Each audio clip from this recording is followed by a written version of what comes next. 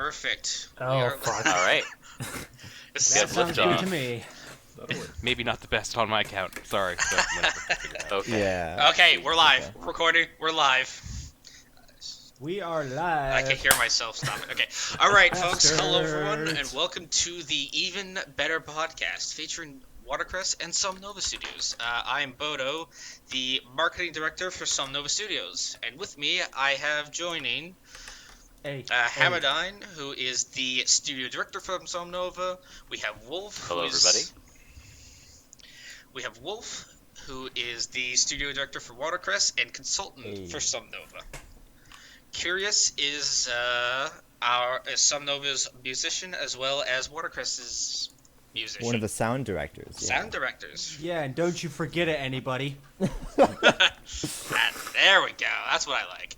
We have JBD, who is a Somnova musician and PR representative. Hello. We have Blank Mage, a writer from Somnova. I want to see if you're going to remember. I remember. And last but not least, we have Alk, who is The marketing director of Watercress. there we it go. is. Among Among other other things. He also is our chief financial officer for the company side of things. And the cinematics director. Yeah. Wait, you guys are getting and the paid? lead editor. We have some income, but we're not like enough there to pay Define- everyone. So I was joking. Define paid. Okay. we'll get there. Okay, so for this episode, what we're going to be discussing is we're going to talk about a lot of the lessons that a lot of us have learned during game development, whether it's a situation that popped up that we didn't expect and learned a lesson from, or just things we learned the hard way. So we'll start with. Does anybody want to start off? Not I, said the man. I'll start off. For he was a bitch. So when it comes to just learning lessons in general about game development, especially when you've never actually made a game, the big thing, and probably the biggest lesson that I've learned, is that you can't do everything fairly. There are times where you're going to have to make bad decisions, or not. I shouldn't say bad decisions. I should say you're going to make decisions that not everyone's going to agree with, but you're going to have to make a decision at some point. You can't get a majority vote. You can't get everyone to agree with you. But what you can do is get a decision made and move forward with said decision. Just being decisive is like probably the biggest lesson you have to learn when it comes to making anything. Because if you just kind of just wait there for people to agree with you, it's not going to happen. Yeah, and if you're not decisive, someone else is going to be. Mm-hmm. And maybe not the best person for the job. That's a lesson I'm still learning myself, actually. Yeah, it's something that I had a lot of trouble learning because I don't like conflict, and I'm sure a lot of developers don't either. But I learned the hard way that indecision is still making a decision. You not making a decision is still inherently making a decision. So it's better to make a decision you can control than not to make one and leave things there and let the studio run with it. To quote Rush, Absolutely. to quote the song Free Will from Rush, if you choose not to decide, you still made a choice. Yeah. Amazing song, Solid. by the way. So yeah, it's honestly it's all about educated decisions. Especially when you're starting out, you don't know everything. I mean, and you never will know everything. So it's about collecting as much information as you can and acting with that information in mind. And there are times when you will be in a relatively like black box and you won't have a lot of information to go off of. So you just have to, you still have to make a decision. And like Hama said, you cannot satisfy everyone. When it comes to digital development in particular and online game development, you have people from all over the world, different continents, time zones, cultures, etc. So it is basically impossible to have a studio that will agree on everything all the time, no matter what. Right. So it's best to do what you as a leader know is the right thing to do.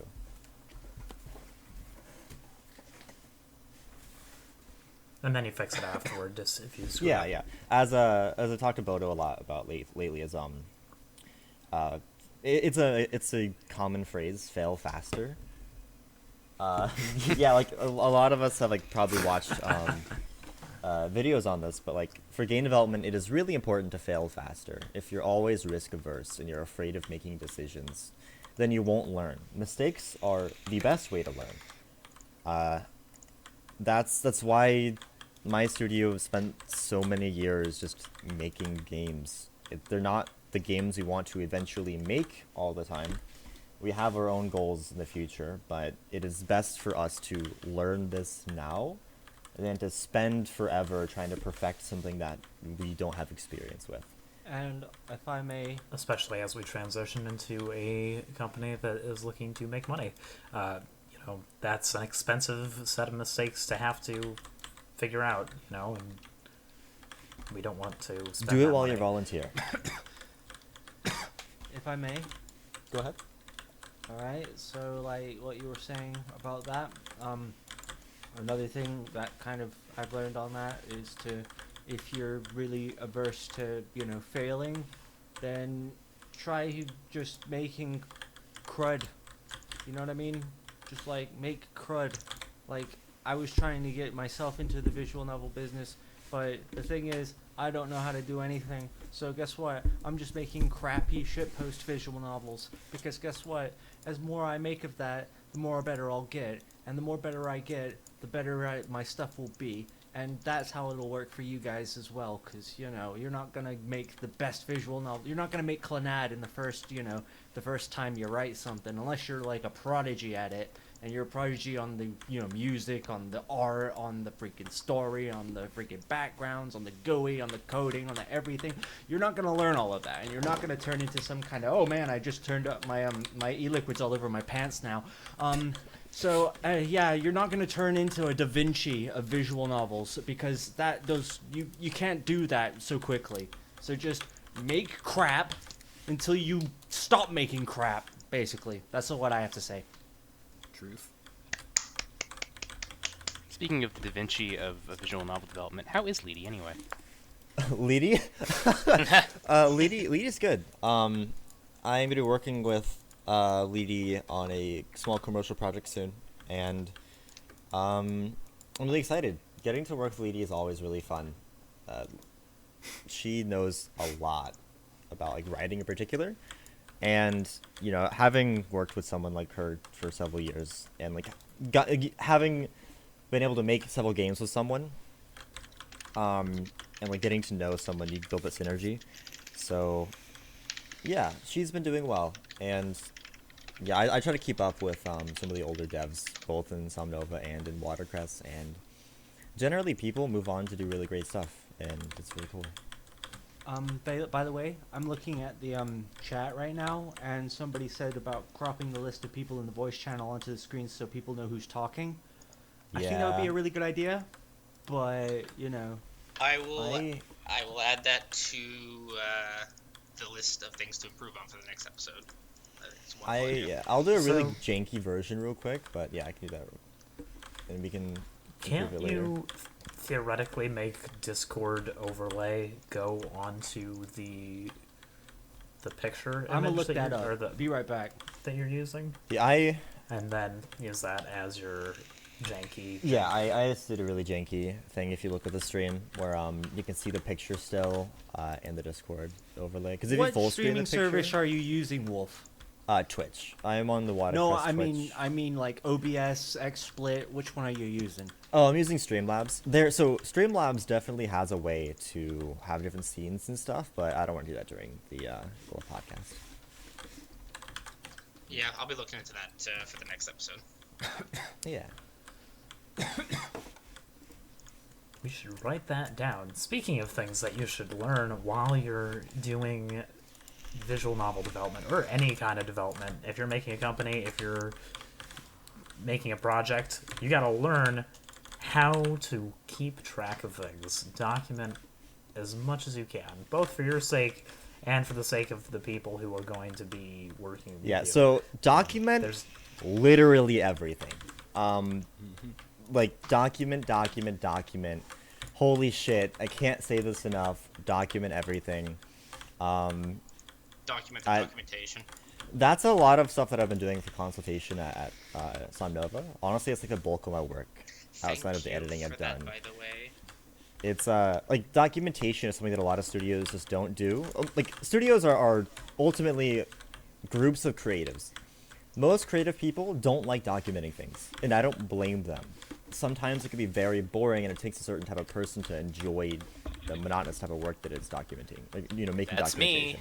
Yeah, I love writing things down.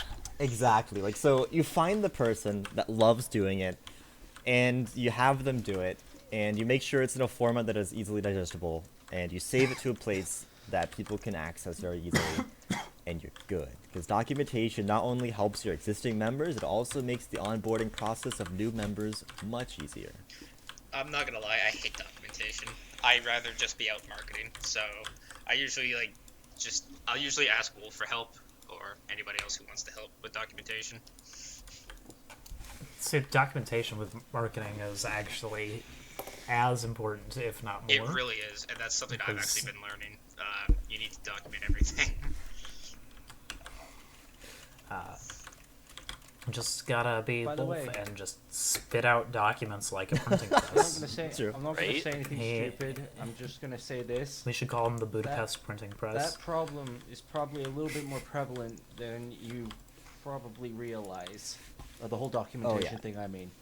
Because Definitely. there's Oh, yeah. like people out there who really don't have anything, and that's not on them because they're getting started. They're doing their own thing. They're trying to get a game out. They're not. The last thing on their mind is going to be auditing themselves and documenting everything they do because they feel like they're too heavily into the creative process and they're not heavily invested enough into the business process.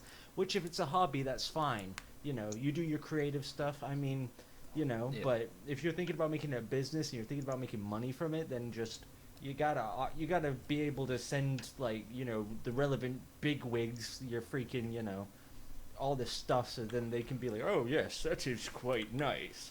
I will give you loads of money for that, and then 50K suddenly in your bank account for no apparent reason. Flawless impersonation.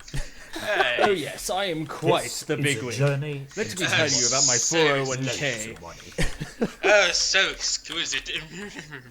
Oh, It's yes. actually a really good thing to bring up though. Like we should preface a lot of this is that it's not a bad thing if you haven't done these things yet. Part of the process is learning. If you realize, oh, I haven't been doing X, Y, and Z. Oh fuck. Oh no. Oh god. It's okay. We didn't do it when we first started out either. And there are still things that we do 5, 6, 7 years later that we should be doing. Game development and running a studio in general is basically walking around blind, holding on to each other until you eventually find a little bit of brightness. It really is just exploring and learning new things. Basically, Absolutely, yeah. game dev is like running around in the dark with a shotgun, shooting everything that you think moves until you can afford a sniper rifle. Yeah, right. It's actually it's pretty on point. So, Just- actually, go ahead. one lesson I actually want to bring up that I actually clicked with me recently is don't be afraid to reach out for help, especially if you're in a leadership position.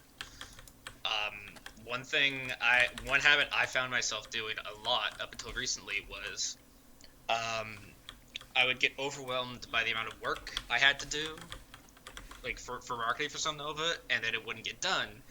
When in reality, all I had to do was reach out to my department and be like, hey, can you take care of this? Can you take care of that? Then I can focus on other things. Delegate. Deadly Delegate. photo. No way. Yep. And I'm kidding. on top of that, task management in general is really essential. Lists. Knowing what you need to do. Checklists are, there's a reason why there are books about writing checklists. It's because it works. It's useful. It's really important. Yeah, checklists are like Um, your own personal quest tab. Because that's really all quests are in video games. It's a list of objectives to complete, and when you finish them, you get a nice checkpoint or some reward or a sticker or something nice. Do that for yourself. A nice little hit of dopamine. There you go. I mean, the thing is, functionally, that checklists are also a great way to resolve problems that you messed up last time. That's your documentation, right? You know, that really is most of what your documentation is just going to be checklists, you know, figuring out what the hell we're going to fucking do the next time we do this. Because obviously, you know, the first time we did something was not the best, and that's okay. But, you know, to improve, you gotta iterate, and checklists, as you add items to your checklist, you'll realize, you know, this is pretty easy. It becomes second nature almost. Yeah, looking at a massive task list can be like very frustrating and stressful. So you split up everything into tiny little super achievable goals, and you focus on them one goal at a time. That's that's yeah. a really big problem for me because I have ADHD, so that's like tenfold. So Yeah. God knows us as developers need more of the dopamine, so whatever you can do to get that hit. You're making us sound like a bunch of people with A little bit ADHD. depressed here. Are we? Not gonna lie. is. why do true. I imagine Wolf like just in a dark alley? He just has like papers all over him. The Checklist. Oh god. Hey kids, y'all want any checklists? All the Polaroids of different studios and projects. Oh no. Come on, It's guys. Manic grin in his face as he links another 2 Accurate than Polaroids. you realize. That could also be Ella from Missing Stars.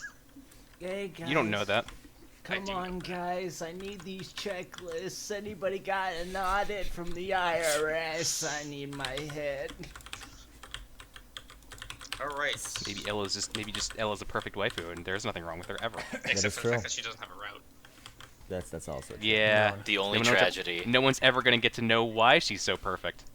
I know, right? She just She is. just I is. can't. There we go. I can't tell you how frustrated I was when I first played the demo before joining Somnova, and I was like, "Oh, Ella's really cute. She's not a route character. Fuck." Ella gets the first CG in the game. Well, I mean, outside of like the main character, like she's the first like lead that gets a CG, and you realize she doesn't get a route, and it's so sad.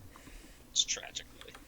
Just for the sake of torturing the fan base, but we do still have character sheets for all of our characters, so there is actually an entire backstory as to why she's there and what her problems are, but no one's ever going to see them. It's true. Get fucked. It's all about world building and all of that delicious documentation that we talked about earlier, and why that's important. Yeah.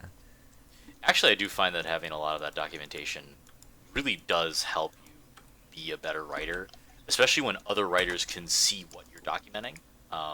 We've had some really good feedback from other writers right now. Like for those of you unaware, we released Act 1. Act 2 is well underway. So we're planning things, we're building things, and we're kind of slowly learning more and more about what each writer wants to do with their route, as well as get a more in-depth look into how they're characterizing each character. Like, people are looking at, what I'm doing with Jean. Other people are looking at, what's going on with Katya, what's going on with Natalia, and all that other stuff. So there's a lot of really fast exchanging of ideas, and it's really cool to see that. It's really energizing to kind of be able to talk to someone about what's going on and really kind of get some feedback from another writer about it. It's really exciting. I actually like this. What do you Oh, got? go ahead. Sorry, Alec. I was gonna say, one of the other things is that similarly, other disciplines I can need use my it too. precious For example, Ko-fi. if you're an artist and you're using Photoshop, having your Photoshop documents Oof, available das ist for du. people to use and look at is really, Ja. really important. Because not only are you planning for yourself, but you're also going to be ideally using that in marketing. So you want to be able to manipulate things as much as possible, So having things in a way that is easy, or available in a way that's easy for people to access, is very important. Yeah. Marketing is hard, but you can make it easier for yourself if you save all the stuff you do, especially modifiable versions like PSDs. because then you can share them. Like art and music in particular are just free marketing. Save all of that, tease that out, and for the love of God, if you run a studio that is not AAA, you need to lighten your restrictions on your non-disclosure agreements. NDAs are great and important, but if people working under you can't even say the name of your game, and you're not AAA, then you're missing out. You want to make sure that you can market your game, and that the people underneath you, the people you work with, can talk about the game they're so hyped for. Because if you shut them up, if you remove the hype, it's not only you lose a lot of marketing, but you're gonna hurt the people who are working with you. I know that especially visual or voice actors, especially voice actors, have this issue where they're always an NDA for literally every single aspect of a project, and that is bad.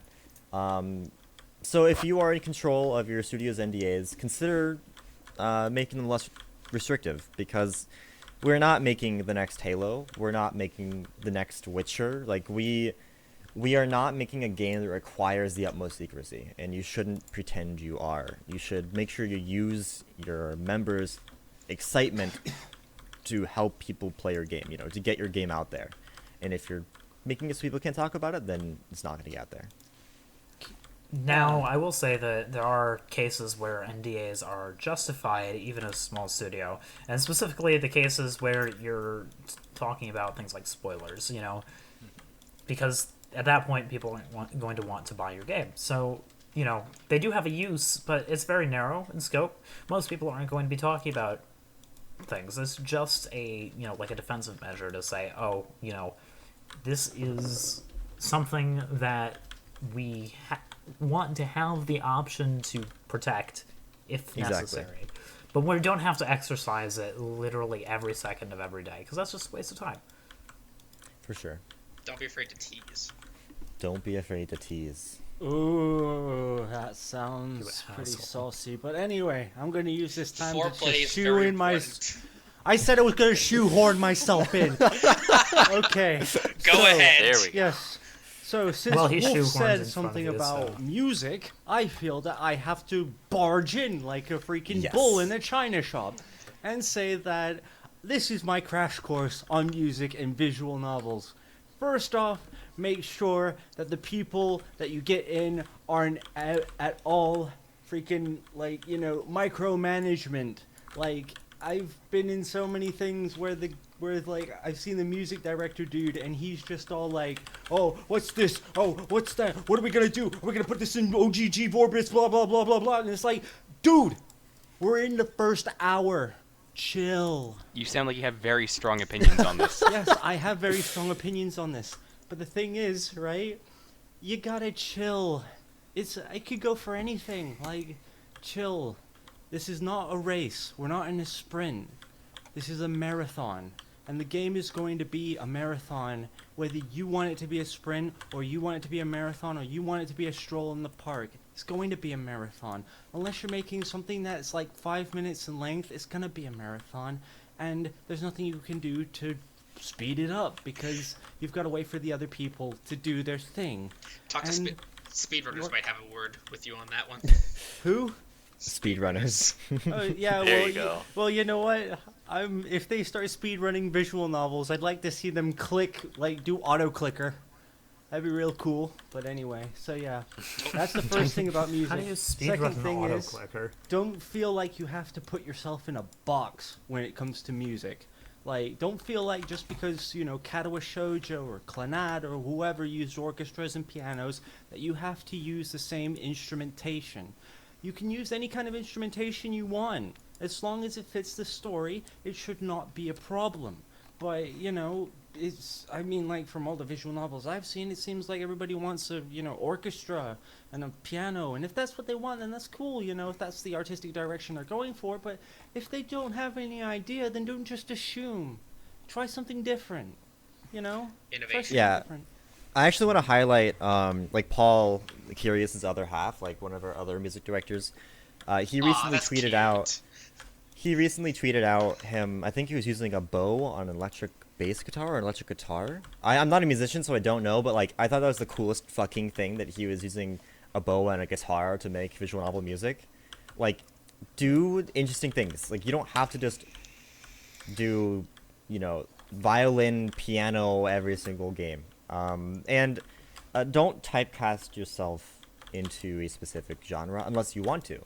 If that's what you like and you want that for every game, cool, but don't feel like you have to.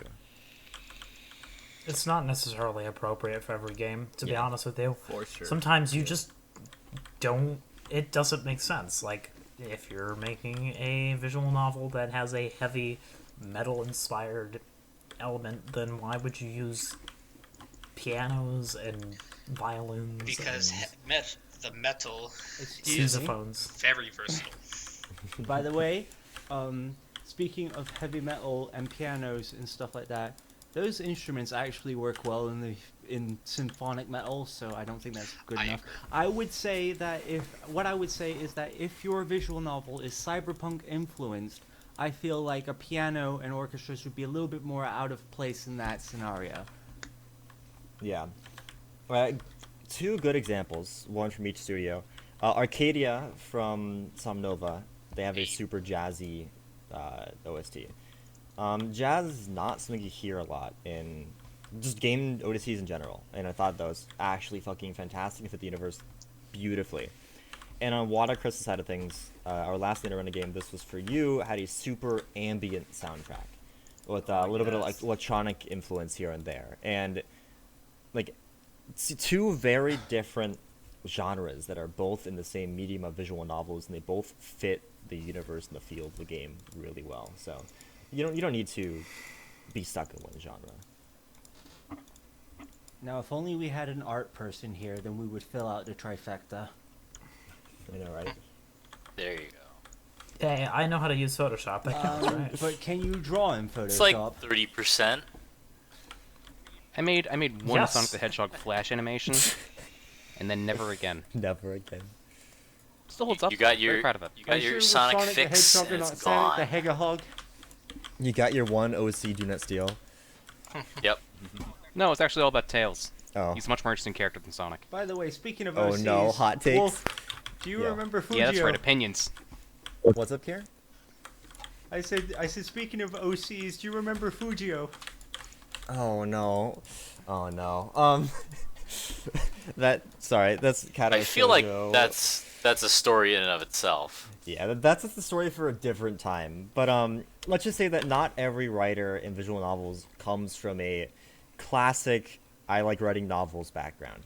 And I think that's really interesting actually, is that there's a lot of like intersectionality, I guess, when it comes to making visual novels. Everyone comes from different places and genres. Honestly, I think most of the writers that I have met didn't come from like classic, like I'm writing my own unique story. I think most of them came from fan fictions and role playing, which sounds really weird, but when it's done really well, it's fucking fantastic. Blank here. As an My obvious my entire experience essentially is I read Katawa Shoujo and was like, oh wow, that's pretty good. And for whatever reason ended up on the fanfiction board. So I'm like, oh wow, fanfictions can be good. I always thought they were going to be terrible. Some of these are arguably better than the source material, and that's just I can do that. Like, hang on, words aren't hard. Yes, they are. And then, Well, then he learns, yes, words that's are very hard. essentially, and I got that a lot actually. I didn't start off with writing things. I actually started out with editing things, which is why I'm an editor, not a writer primarily. Because I kept running into things. And I'm like, you keep using the same word over and over, and they're like, I guess so. And I'm like, yeah, but just get it at the source. You could solve all these problems by like 2 seconds of looking things up. And they're like, wow, you're right. And I'm like, of course I'm right. This isn't. Of course I'm right. Blank, by the way, I'm gonna go off of your thing now, and like, the reason I went into visual novel music was because I played Katawa Shoujo, and I listened to the OST quite a lot because I liked it. But there was one thing in the OST. I mean, I'm not gonna shit on anybody making any of the songs there, but I just felt like the instrumentation was it was not of the highest quality it could have been. And a lot of the things felt a little bit off, so I felt like I was you know, I felt like I could do better. So I just kind of, when Watercress came up as Shoujo Mojo, I was like, hey shit, I can write music. Let me in here. Yeah, you see the flaws in other people's writing, and everyone has flaws. I'm not trying to be that guy who's like, well, my writing's perfect. No, it's not. It's clearly not.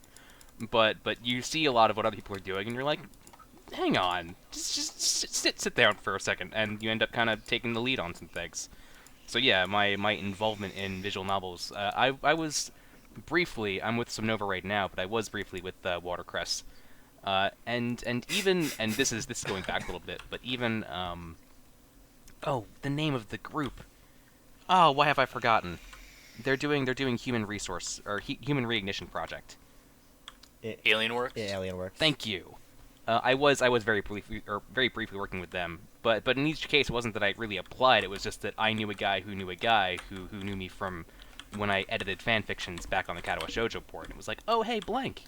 You're that guy who helped me with keeping my tenses proper. I'm like, yeah, there's something to getting involved in a creative process. Just if you think you can do well, just try it, and you'll be surprised how often people will be like, wow, that's really impressive, and you're just looking at it going, if you say so. Actually, I want to actually say for marketing, my background, I have no background in marketing. My background is electronics, actually, in community college. My experience for marketing and moderation was a lot of like fan pages, like on Facebook. I was big into Ruby at the time, and I actually moderated a fan page for that, which was a terrible experience, but it did land me in Somnova because I used that as a reference for to get into PR. And I also, when I was younger, back in high school, I've also moderated like a fan page on DeviantArt. So it's weird. That's all relevant experience. It's all connected. It's all connected. Yeah, I remember interviewing you for the PR stuff, but you brought up the stuff you did for your Ruby fan page, and it's like, okay, that's pretty good experience. Like that's very similar to the stuff that you're going to be doing at Somnova. So there you go. You also had the benefit in that case of taking a role that not many people would volunteer for. Yeah. Everyone wants to be, like the lead singer in the band, and no one wants to be the drummer who's like, over there in the back. In much the same way, marketing's one of those things where it's like, maybe not to look down upon your position by any stretch of the imagination. You are arguably more competent than I think half of the writing team. Hey. As long as I never specify which half, no one can be angry at me. Oh Can no. I say something? Just remember, everybody one can of be those angry sites are at the same paycheck. time. I'm not getting What I'm going to paid. say right here is Hidden going to cat give pictures. people. I'm sorry, but what I'm going to say here is going to give some people like hope for themselves if they feel like their stuff isn't like they feel like they have to do really big things to get to certain places in visual novels. Do you all want to know why I'm the I've been the music director for Watercress for almost 5 years coming. Here it is. Let's go. Alright, so there was me, and then there was another guy who wanted to become the music director of Watercress. Right, this was back when I think... Am I allowed to say the names of the people, Wolf? If it's like not a negative thing, Question. sure. It's not a negative thing, it's just, the people before you. Yeah. This was when Levi and Jared were still running, Watercress and everything, and what they were doing was they were basically having me and this other guy, I will, put his name out there because he really deserves the credit, Mudu. And we were both working on the games and stuff, and so what they basically did was they asked for our SoundClouds, and then they looked at mine, and then they looked at Mudu's, and then they saw that I had a longer track record of songs on my SoundCloud, and then made me music director. That was basically just how I got there, because I just kept pushing out content. So, I mean, for anybody who thinks that they don't have the strength to be able to get to where they want to go, then, just keep pushing out content and you'll get somewhere. I mean, music director of Watercress isn't really something to brag about, but it's still something. Excuse Wait a second. I love being able to brag that I kind of partially. Hey, own a I company. bragged to It's the great. top university in Yorkshire about this place, so you know. But like that is actually like a thing. I want to get into talking about structure actually, because we haven't touched on that, and structure is really important. So I joined Watercress probably 3 or 4 weeks into its foundation, like, when it was founded. And the way we ran things was that we had a project coordinator. Why don't you tell them how you got in, Wolf? Well, I mean, so if we want to go down the rabbit hole, how I got in, I knew Curious. Yeah, so I knew Curious from about a year before Watercress was a thing. And Not to spoil too much for a certain thing coming up. Oh, it won't be spoiling anything, don't worry. Okay, good. So, like, I knew Curious about a year before Watercress existed, and Watercress posted in the Kato Shoujo subreddit, or someone posted in the Kato Shoujo subreddit wanting to make a new studio, to make a game that, like, felt, like, gave people feelings like Kato Shoujo. Unfortunately, I was out of state, so I couldn't apply in time. But Curious had applied, and Curious basically said, "Hey, I know this person. I can train him to be a musician. Well, let's get him on board." And for some reason, Watercress thought that was a great idea. So I joined. Never touched music whatsoever. Like not once. As a musician? I joined as a musician. Never touched music. One of the writers had to drop from being the lead writer of a character that I was not involved in, and I applied because fuck it, I have writing experience. And people were like, "Oh, this relatively okay written scene that you have as an example. Sure, let's have you come on board." And that's literally it. I just wrote an okay scene, and suddenly I was in charge of writing a character the entire route. Well, that ties into what I was saying, where you think it was okay. Other people are like, "This is amazing," and you tend to look down on your own writing. I mean, yeah, that's true. Most creatives look down on our own stuff. We Basically, You It's are like your own this. worst Sorry. critic. Basically, it's like this. You look at your own content and you think it's Tesco brand, own value freaking cake, right? There's nothing special about it. Other people look at your content and they see a buttercream freaking frosting with the freaking works, home baked freaking cake right in front of their face, and it's all sultry and it's so sweet and all that crap, buttercream and all that, and you don't see all that, but they see it and they pull you on, and then you just start going into a spiral of self-hatred. Don't go into that spiral of self-hatred. Remember, your writing is a beautiful, lusty cake. And one thing I actually want to touch on, going back a little bit to what Blank said earlier. I know you said earlier, PR is not for a lot of people, it's not the ideal position. I want to be the lead writer or the artist, and that's fair. I myself looked down upon it initially when I joined, actually. And what I've come to realize is, for me personally, I've always liked helping out, creating something, but I've always preferred kind of being in the background, kind of acting as support. And for me, nothing gives me more satisfaction than teasing something and showing stuff off and seeing people be excited and react positively. Yeah. Oh, so you're in PR/marketing because you're sadistic. That's cool. So it's here's the thing Well, there you that a lot of studios fail to realize. A lot of studios are okay, the core of a studio is the programming department, the writing department, the music department, the art department. That's what people generally think. It's the core of the studio.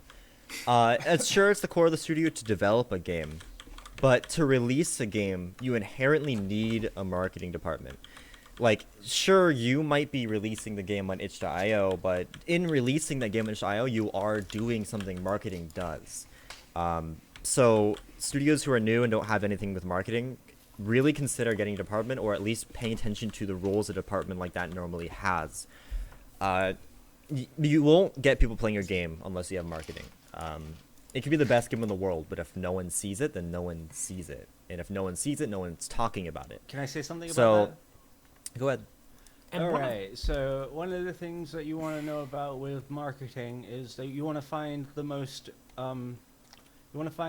attractive thing about your product, whether it be a character or a scene or a climax or whatever it is, or the music or whatever, and you want to hammer the crap out of it on social media. You want to hammer it out on Twitter, you want to hammer it out on Instagram, you want to hammer it out on itch.io, you want to hammer it out on SoundCloud, on freaking Audius, on whatever the hell you can find. you want to hammer it. Yeah, definitely on Steam as well, as long as Gaben will allow it. But yeah, so just There's nothing Gaben won't allow. find the most attractive thing, even if it is just the waifu character in your VN because you made a freaking harem bait freaking visual novel.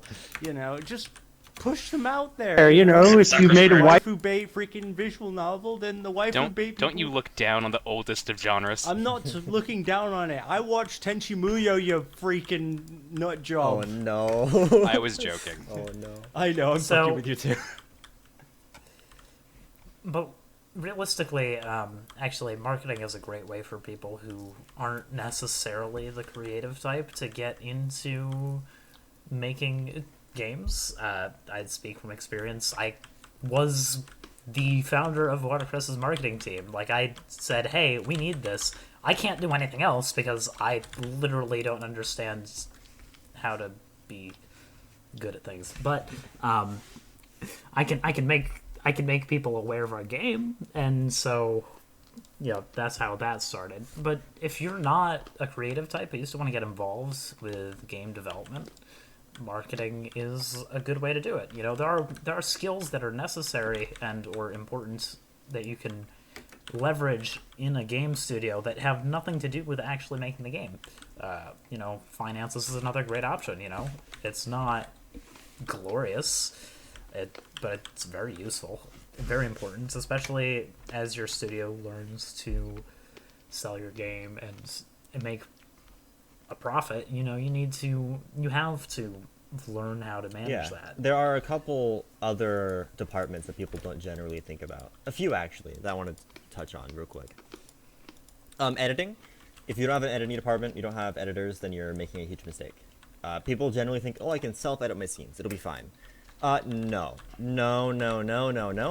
Don't you dare self-edit your scenes. Like, you need an editor. Doesn't matter how amazing you are. Stephen King is a fucking editor. Like, everyone has editors for a reason. Make sure your department or your studio has editors. And excuse me, this is off topic because it is. There was a Stephen King short story, and I honestly forget the name of it. It's like Jolene or something like that. I don't know. But the entire short story is about a guy who's retired in Florida. He's like a Vietnam vet. His wife left him, and he has a dog. The name of the thing is the dog's name. And the entire time, I'm reading this short story, and he's like, okay, what's this about? Is the dog tying to his trauma in Vietnam? Maybe it's like the reincarnation of his wife? There's some connection there? I'm wondering. And 30 pages later, he's attacked by an alligator at the end. And I'm like, maybe Stephen King's a little bit overrated sometimes. Not everything can be a straight banger, dude. It's true. Sometimes you just get eaten by crocodiles. Yeah, sometimes you just die. So it's interesting, actually. I found out that Stephen King has a list, or has a page of projects that he calls dollar babies. Basically, if you want to make a movie of a Stephen King novel, you can. He will literally just give the rights to you for $1. Wow. But you have to apply for it and sign a contract and stuff, and you can only do one at a time. But he uses that as a good way to try and help get aspiring filmmakers to work on something. He gives you the script and you can adapt it how you see fit. Actually, I think that's really great. But we were talking about non-creative departments, and I feel like this is sort of my jam because I'm not. Well, there are other departments we can talk about as well that are also creative. I want to say something about the marketing departments, but it's only going to be a short blurb. Sure. Without the marketing department, all of the creatives, all the music, all the writing, and all the art will just fade into obscurity without you guys. That's just reality of it. True. Yeah. Well, that also, and documentation, because I think there were plenty of instances in Somnova where it's like, did we have this art? And it's like someone digs 4 files deep into some 3-year-old updated thing, and it's like, oh no, we had a whole sprite sheet. Oh no. Documentation. It's a hell of a thing. Also, I'm gonna have to disagree with you that marketing is not a creative department. I would argue that it's creative in the way you wouldn't expect. So sure, like we don't create art or music, but in terms of creative marketing, anybody can just make a Facebook page and share it. But how you get the word out there, how you get people talking about it, that's where the creativity of marketing comes in. Most sense. So I say that most marketing as, members are like, also writers because you need to be good at writing in order to make posts and stuff like that.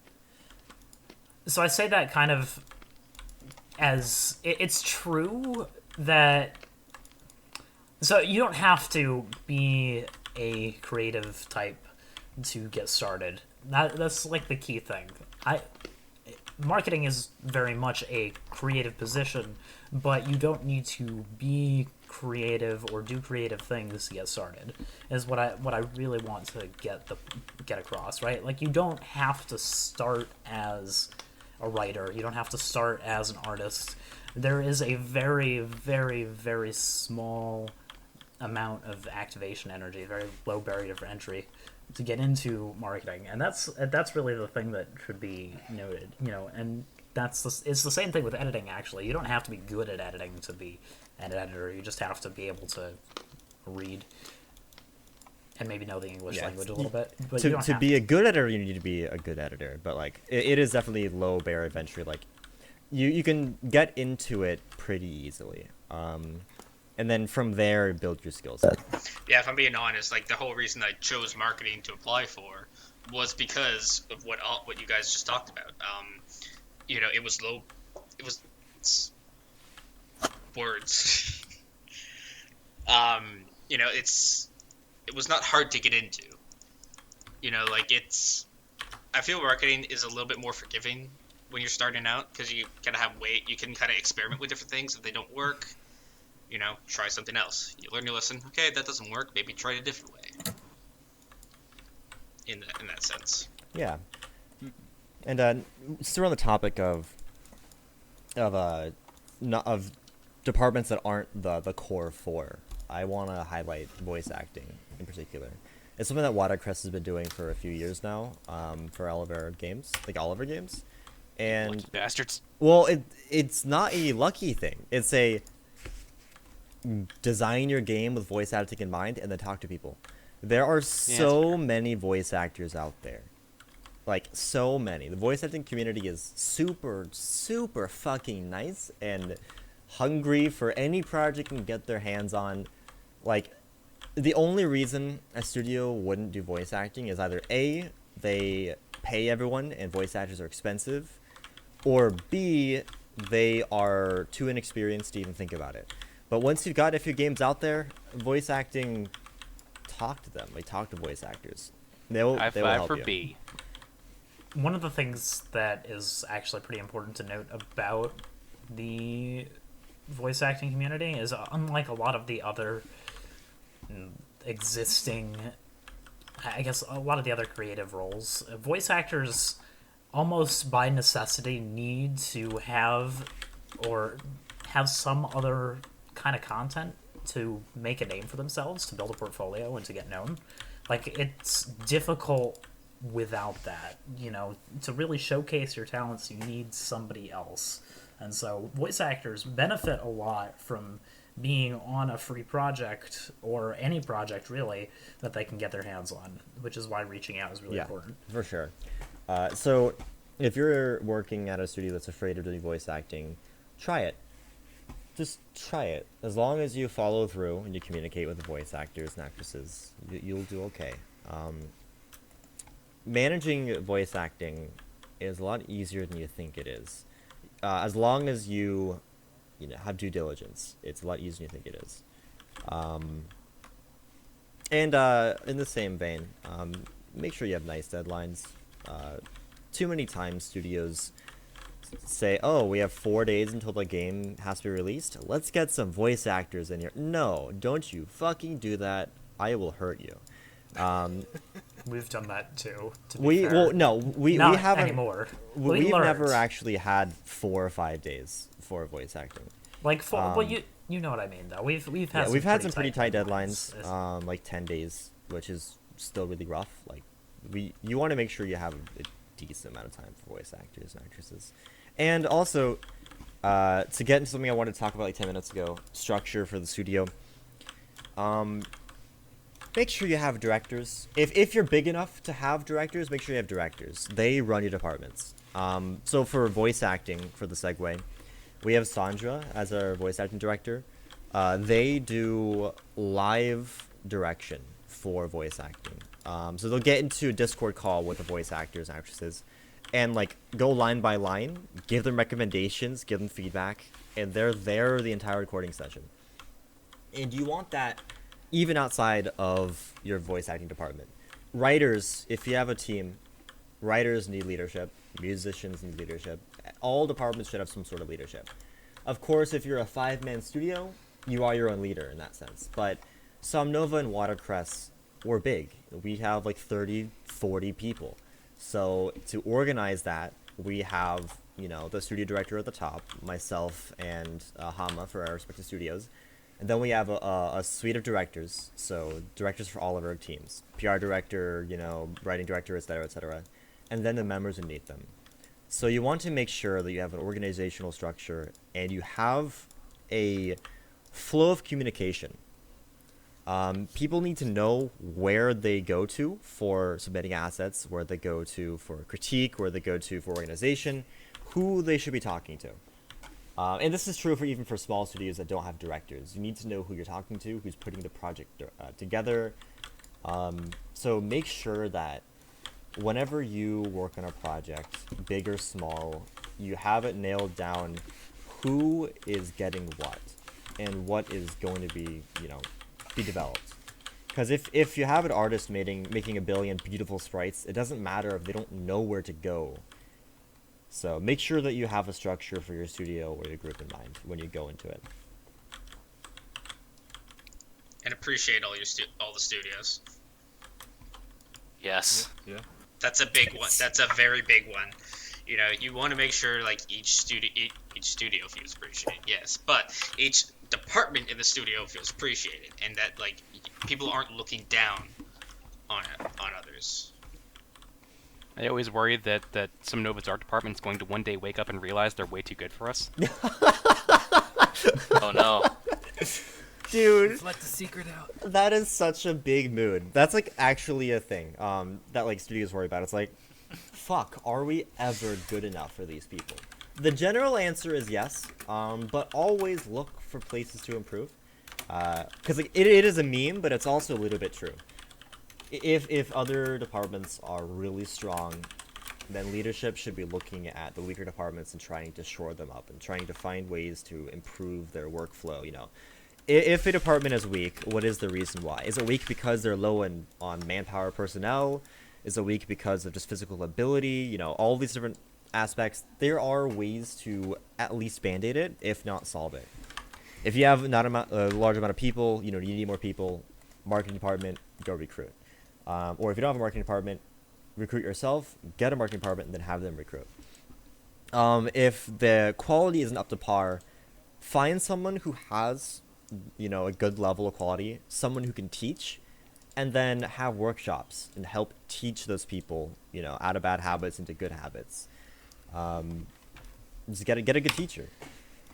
And if the art department, for example, in this case, has a lot of work on their hands, extend deadlines, find ways to improve the pipeline and the workflow, and just make sure the people are happy. Because ultimately, it's leadership's job to ensure that a studio can function. And a studio cannot function without good morale. Generally, I have been of the opinion that morale is the prime directive for studio directors. You are there to ensure that morale is high. You can get it up to, a good standard through different measures, like having strong departments and having a strong HR department and making sure that you have, enough time to dedicate to the individual people and the projects are what people like to work on. But ultimately, leadership needs to make sure that everyone is happy.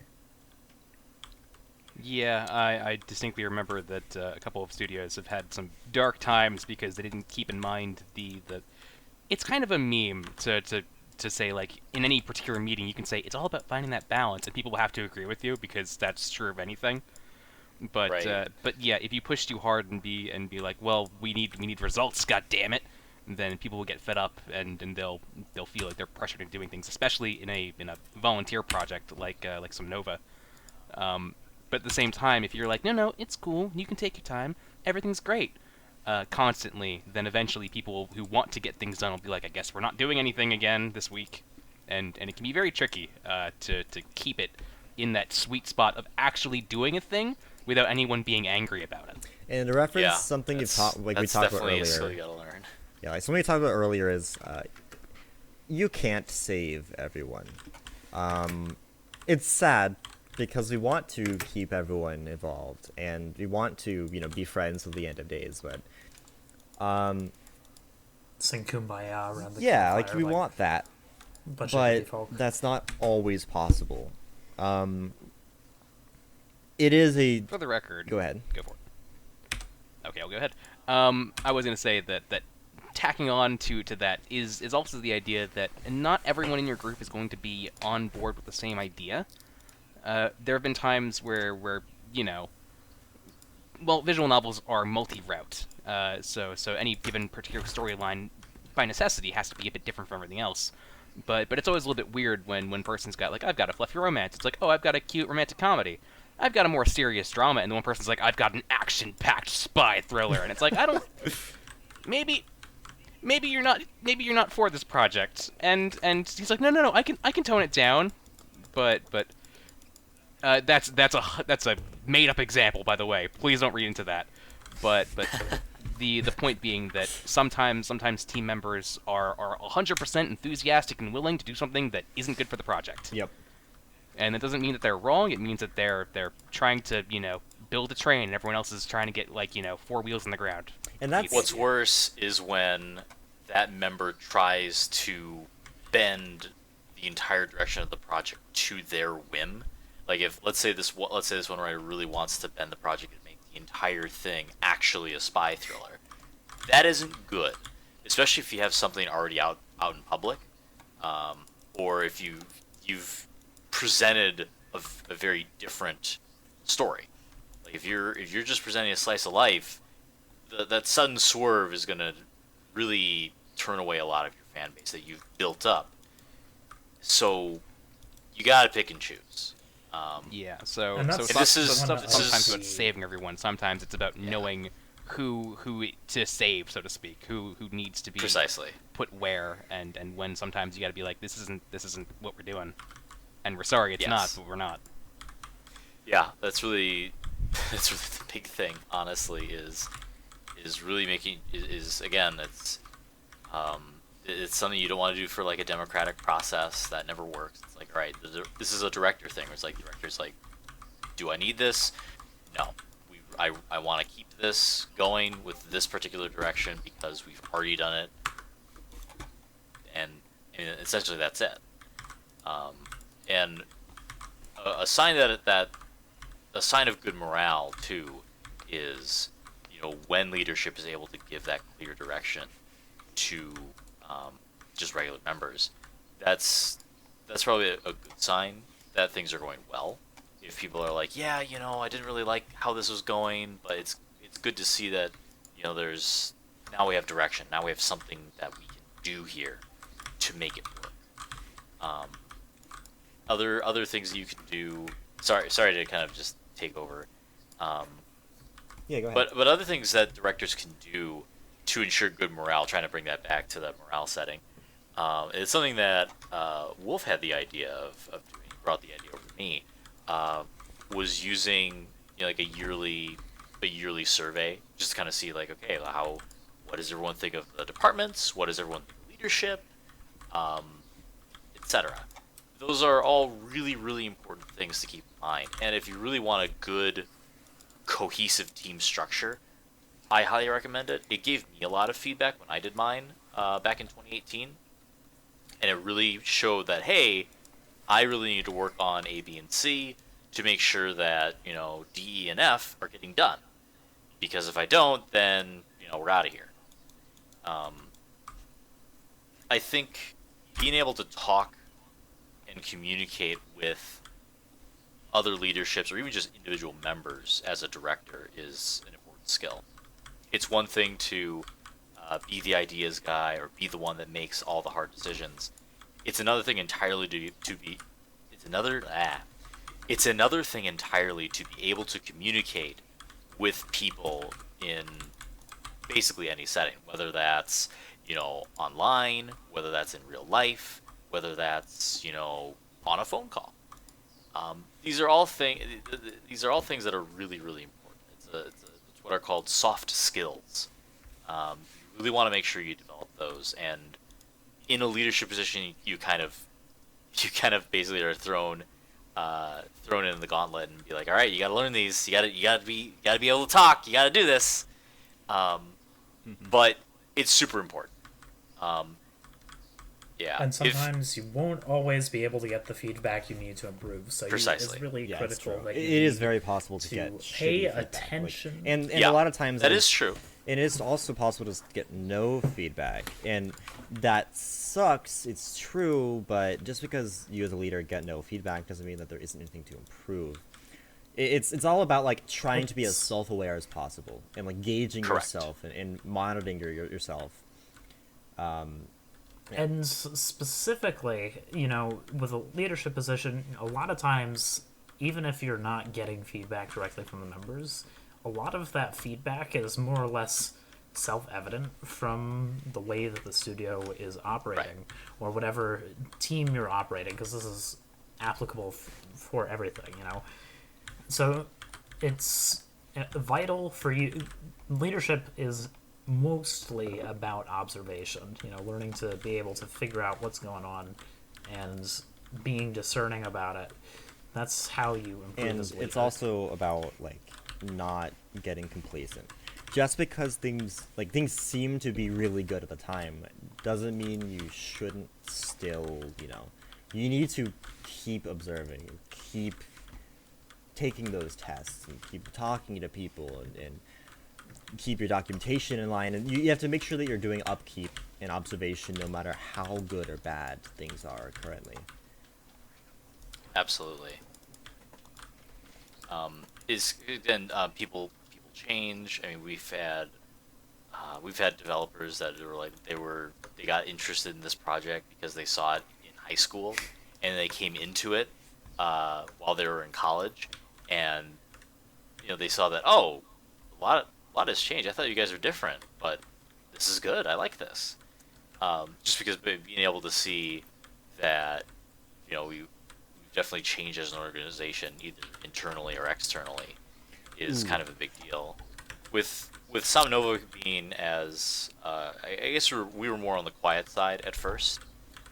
It wasn't really until we started really gaining momentum after our first demo was released that we really started to become a lot more public.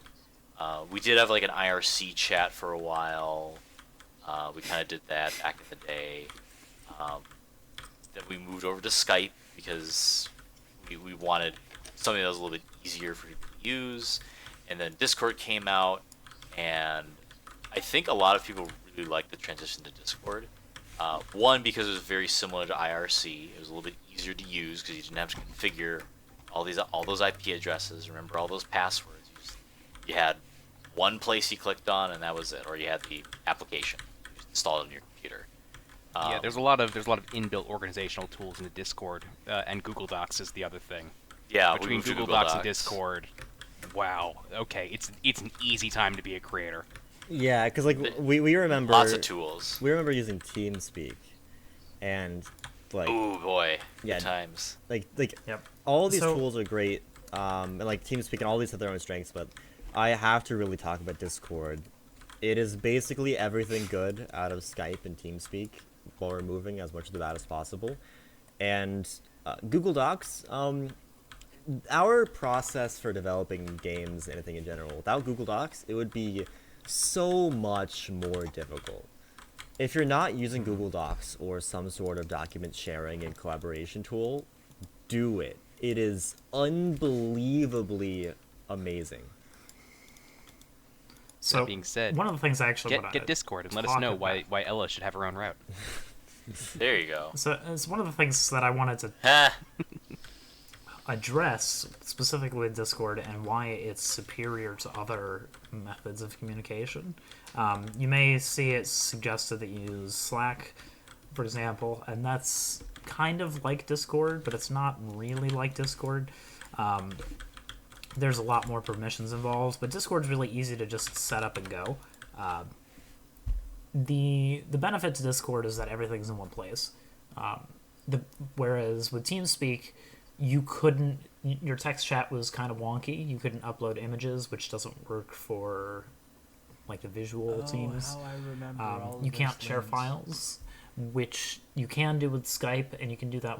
You can talk with Skype, but it doesn't give any delineation between separate teams. Because we initially used Skype as well, and TeamSpeak as options, but nothing that happens there was really all that good. Like, it actually, I think, decreased our productivity because there was no delineation between areas. You'd have to make completely separate Skype groups, and that just wasn't And useful. for Yeah. Discord in particular versus TeamSpeak did not save your text chat. It's Ooh, like that's a it- big one. it can, like, when you're there, it saves it client side when you're there. But if you're not in the voice chat all the time, it does not save anything. There is no server wide. Wow. Yeah. So it made it That very sucks. difficult. Google Docs was the only reason why.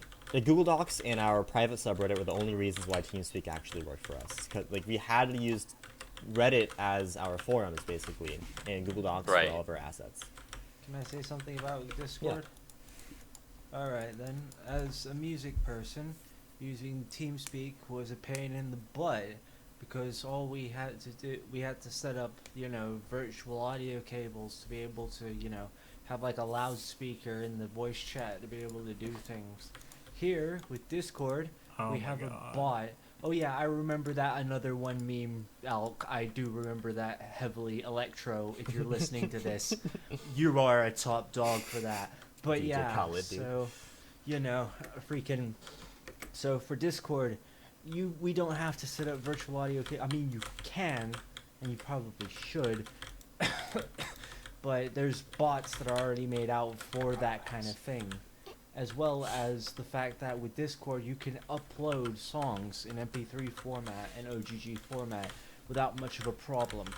I think if you try to upload it in WAV or FLAC or anything like that, then you're gonna run into some problems with file upload size because, they're huge. But MP3 to OGG, it's pretty simple. And since you're working in visual novels, you're gonna be working in OGG anyway, so it's better to just, if you're working in music and visual novels, I think it's best to have Discord, just straight up. It's also free.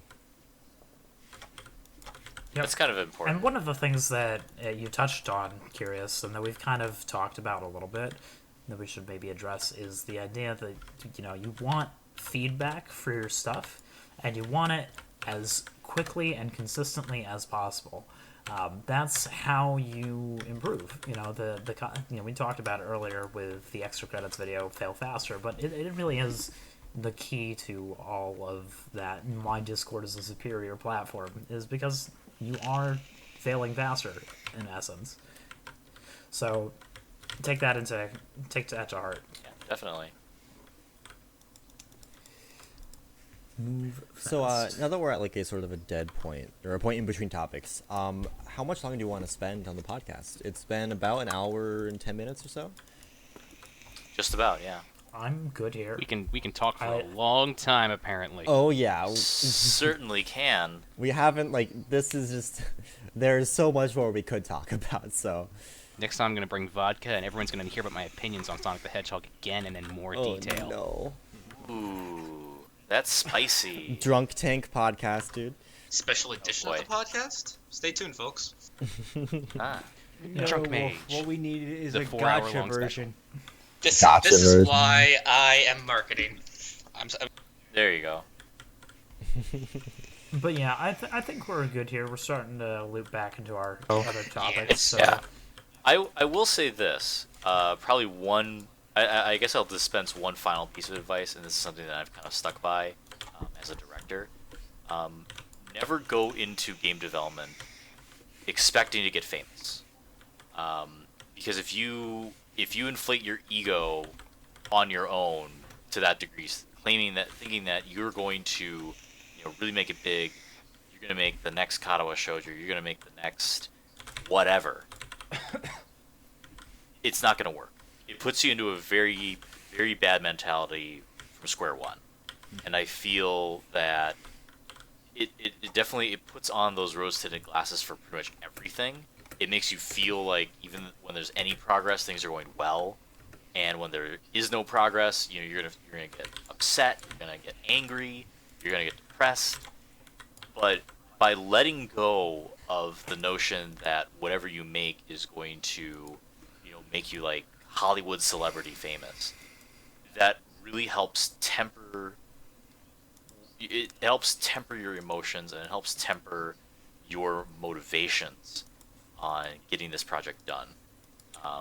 I think that's probably the biggest thing that I've learned going through this. The post Katawa Shoujo hype, for example, had a lot of people excited in making a bunch of Katawa Shoujo like games. But the fact that there are very few either game studios or even similar projects that are going now that are related to Katawa Shoujo shows that there's that mentality where it's like people just want to make the game. I really made sure that as director, I made sure that our goal first and foremost is just spread awareness and send a message. We're not in it for money or fame. We're in it to talk to other people that have been through similar stuff. And I think by managing your own expectations for the project before you really get started, you'll get a better idea as to what kind of project you want to make. You really got to be honest with yourself and ask yourself, like, why am I doing this? Am I doing this for fame, or am I doing this to make a difference? Yeah, like, do it for the To love be of fair- the process, not the love of the prospects. You guys keep You know, saying that, but you I'll make don't the next ha- DDLC. so you don't I'll have to tell do you that. what. There. I feel like I have a different version of that same thing, which is you can be in it to get famous, but maintain a healthy self-depreciation the entire time. Just gotta balance that's what I out wanna- that, I wanna you get gotta at balance is- out the narcissism with a healthy bit of anxiety, and you'll be fine. Yeah, that'll do it. just Because keep I that think we're balance. kind of trending towards the starving artist kind of mentality, and doing it for the art is nice, but it's not wrong to want to make money off of your project. It's not wrong to want to be famous. It's just you have to understand that that is an accumulation of work Correct. generally, rather than a single Don't put one-off the event. cart You before the guys- horse. It's I think Yep, as a, basically. you need to accumulate your success before you can become famous or you can make a I significant amount think of money. you guys. But it's okay to want that as an end goal, but you have to really be realistic about it. Don't feel like you need to, don't need to sacrifice yourself for the love of art or whatever. I think that you guys are talking on something that I, as somebody who has looked up to many aspiring rock musicians and virtuosos, can easily talk about. If you could look into it, look into any kind of artistic endeavor, thinking that you're going to get famous off of one thing that you do within a couple of months, I'm sorry, but there's going to be a rude wake-up call for you, and I'm probably sure that's going to send you to the therapist. Now, if you go and think, oh, I'm going to make this one thing, it's not going to be famous, but it's going to start my name out, and then you keep making stuff like I was talking about earlier, content creation, keep going, then you will start to become a snowball. What happens with the snowball? It keeps gathering more snow as it rolls down the hill. Then your snowball will start to turn into a snow freaking golem. Then it will start turning into a snow globe. Then it will start turning into a freaking, snow planet. Not how snow globes work. Oh, shut the hell up. becomes an apple. Rolling Stone gathers no moss. Wait, no. There you go. For me, when I joined, like, my biggest goal, like, well, first of all, I'll be honest, I joined because I wanted to kill time and I was bored. But, Amazing. it turned into more than that. For me, when I joined, the one thing I told myself, I was like, if I can make a difference to like one person, that's enough. Ultimately, we're all here because we had a character we really liked and we got into it because we're like we all want that for other people. We all Yeah. want to bring more adorable characters into the world. I'm not going to say waifus because there are certainly male characters, etc., etc. I think the ultimate Husband takeaway knows. should be have a flexible mindset. Absolutely. We've all fantasized about like becoming the next AAA studio. We've all fantasized Kobe about Notch it. Fox. Kobe Notch Fox. Oh, Shizune and Emmy. Gordon. I'm sure someone's Genji. That shouldn't be the Somewhere. only reason you do something. It should be for passion and Exactly. other stuff. Yeah. So I think we've hit a good stopping point here. I think so. Yeah. Yeah. I just want to let everybody know watching So this let's- that I am such a connoisseur weeb. I named my guitar After Darkness. Well, there you go. Okay. And on Nice. that note, I think we're gonna wrap up the podcast. So Hi, Okay, my fellow to wrap degenerates. No, I'm kidding. To wrap up, we don't need to make we this should into go. a weeb off. Let's. No one so we benefits. Alright, I as guess I was I guess- saying, I guess as I I was need saying. So to wrap up, thank you for watching. You can find Watercress at Team Watercress on Twitter. You can find Somnova at. Bodo, this find is your Somnova at Twitter / Somnova Studios. We're also on Discord. We'll drop a link below. And we've also and- released Act 1 for Missing Stars, so please check that out. Check our Discord, check our blog post. Go download it, otherwise I will hunt you down and smash your Leave a kneecaps. link. Leave a lengthy review so we can get your feedback and then improve it. Yeah, and for some Below Watercress the- stuff, we will be starting development of our flagship game Avidus this year. So look forward to that. Oh shit, it lives. So we'll drop a link in the video description that you're potentially watching right now. If you're not watching it, then you'll If find you some somehow found the links later. podcast before any of the other more easily accessible things. Yeah. Well Then done. You more found power to you. us. We'll give you a link to all that. But thank you for watching, and have a good night. Good You night. are WinRAR. Good night, everybody. There you go.